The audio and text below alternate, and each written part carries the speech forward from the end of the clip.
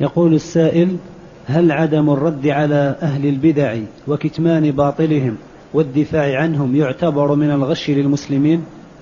هذا من أكبر الغش للمسلمين، السكوت عن أهل البدع وعدم بيان بدعهم.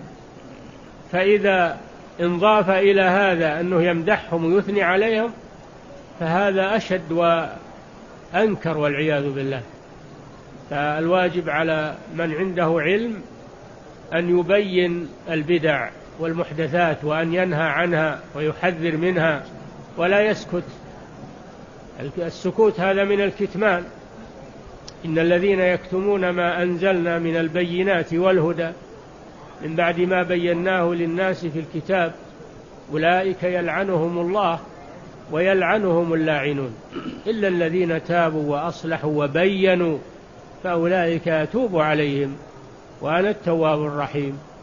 لا يجوز للمسلم الذي عنده علم أن يسكت على البدع والمخالفات ولا يبينها للناس، لأنه إذا سكت احتج الناس به وقالوا لو كان هذا محرما أو ممنوعا ما سكت العالم الفلاني وهو يراه.